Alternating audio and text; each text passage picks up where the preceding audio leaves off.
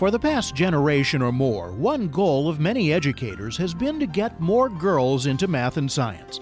Some technical fields, like computer science, have been remarkably resistant, but in many others, the gender gap has begun to close. Dr. Joan Herbers is professor of evolution, ecology, and organismal biology at Ohio State University and past president of the Association for Women in Science. The good news is that the kinds of overt discrimination that many women experienced 30, 40 years ago has really become a minority stance. So most faculty members in the sciences really encourage their women students. They think as much as their men students.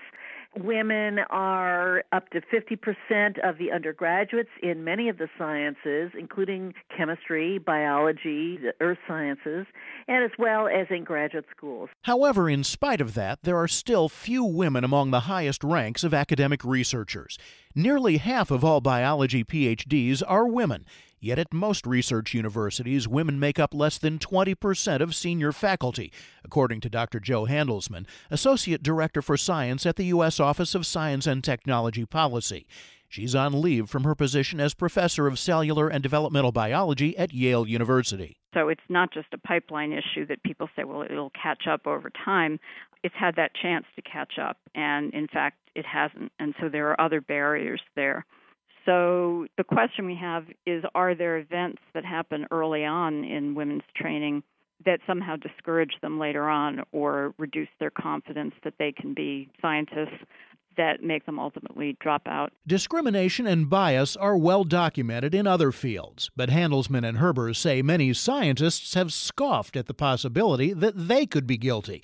As far as they're concerned, there's no bias in the ivy-covered laboratory. I had talked about the potential impact of bias on the scientific enterprise for close to 10 years. I had given literally hundreds of talks and seminars about this topic in scientific communities.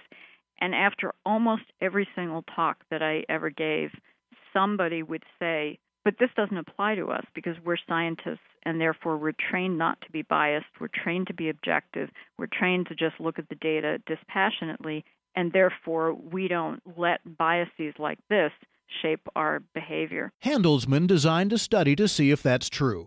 She asked about 400 science professors at major universities to evaluate an undergraduate candidate for a lab manager job. All of the professors received an identical one-page description of the candidate. However, half of them were told the candidate's name was John.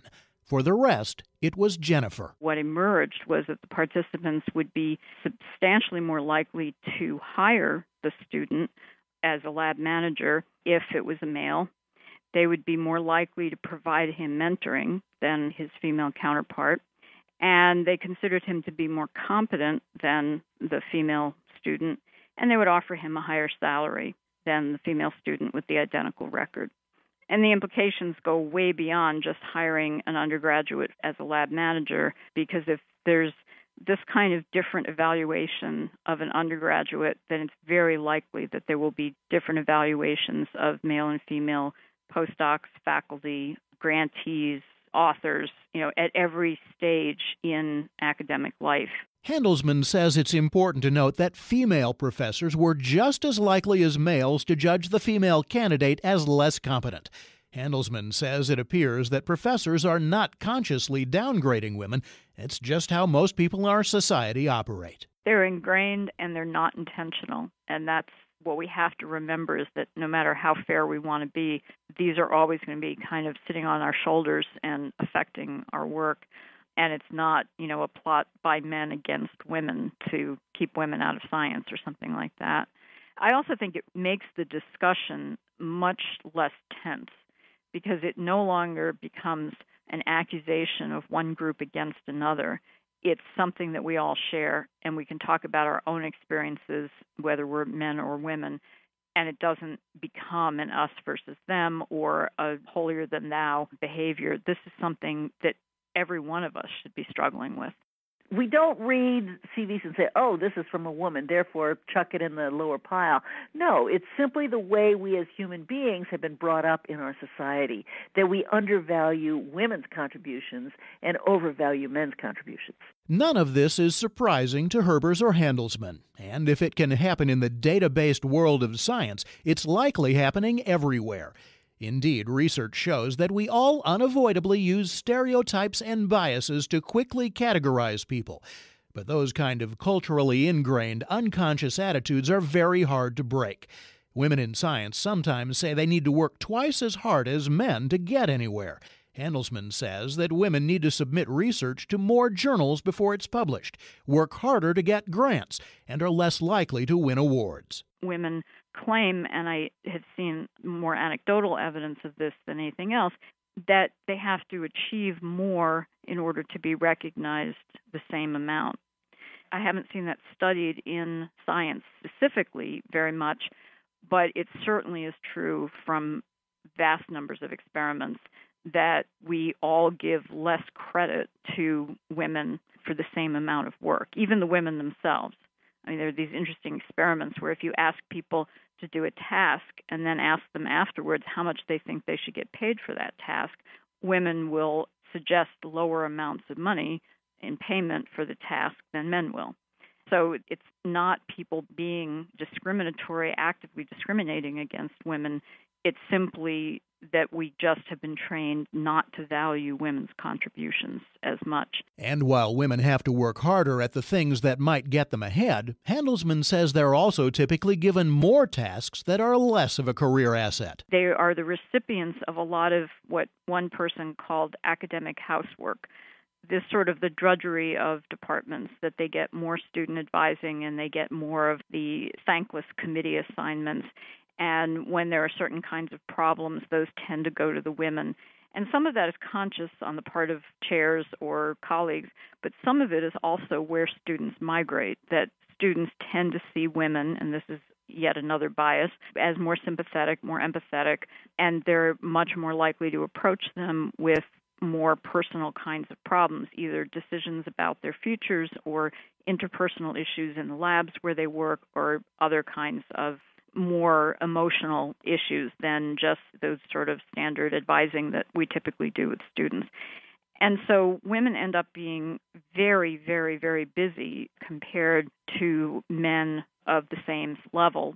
Women have a real tough time saying no when they are asked by their department chair to teach that extra course or to sit on that extra committee. And of course, when women are in an underrepresented group, they often get asked to do a lot of the service work because every committee wants to have, quote unquote, the woman's point of view. It's very common when a man is asked to do something extra, maybe chair a really important committee, the man will negotiate help for his laboratory. Well, I'll do that if you support my graduate student, or I'll do that if you take away one of my courses. Women do not negotiate in that way, and so they tend to say yes, and then they feel overwhelmed. So helping our chairs and deans understand these patterns of behavior, gendered behavior, and making sure that they offer the same kinds of negotiation options to women as to men is a really important strategy. Herbers has helped to establish programs to help women develop negotiating skills and tried to get college leaders to understand the unwritten rules that add to implicit bias. She calls one of them face time. How much time you're spending at work is a measure in many faculty members' minds of how serious you are about your career.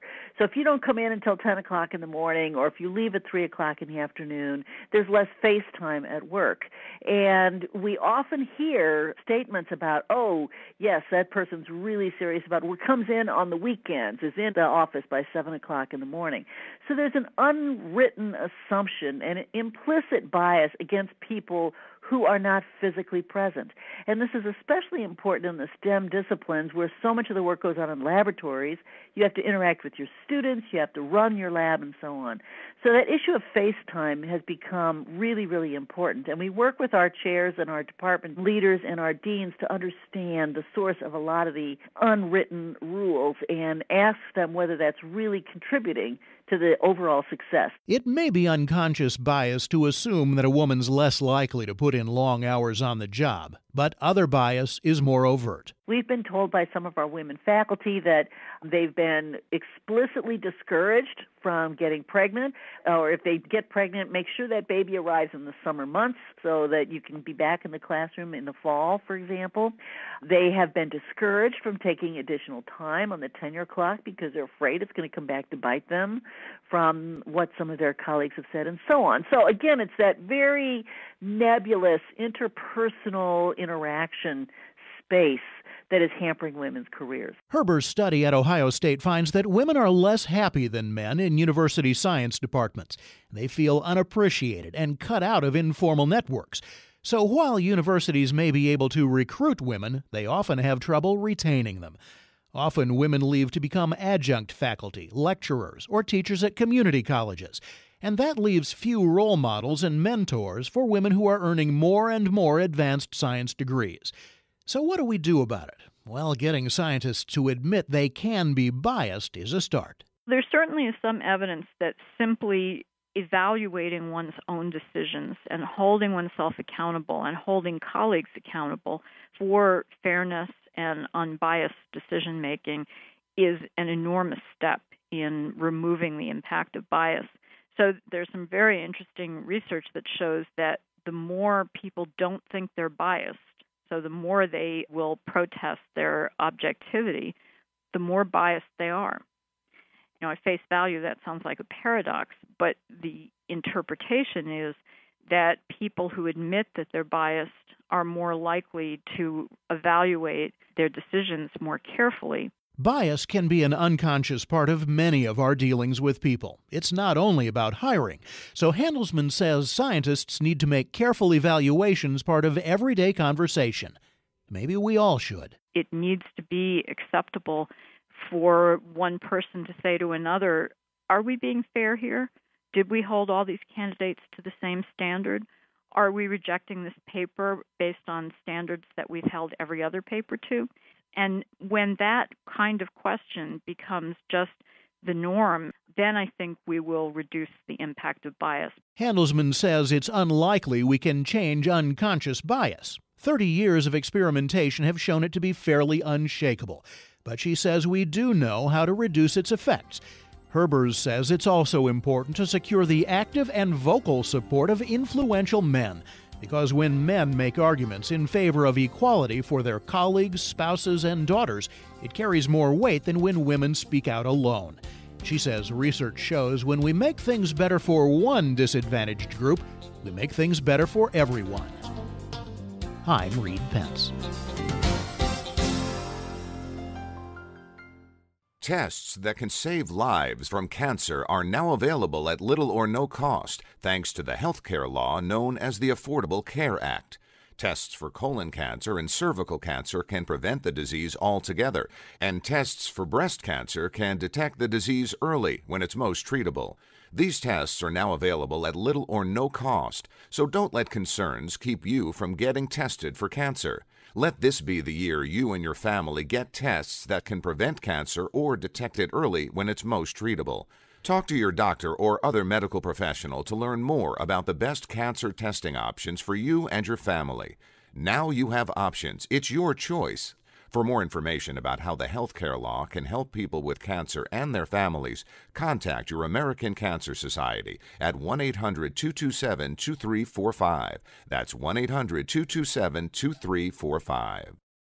The results are in. In a recent clinical study with Flonase and Nasacort going nose to nose, more people prefer Nasacort. Nasacort Allergy 24-Hour is prescription strength medicine that's scent and alcohol-free with no harsh taste. It's non-addictive and provides 24-hour relief of your worst nasal allergy symptoms, including congestion, with no prescription needed. Nasacort stops more of what makes you miserable. Blocks more of the chemical responses that can cause nasal allergy symptoms than antihistamines. Use as directed.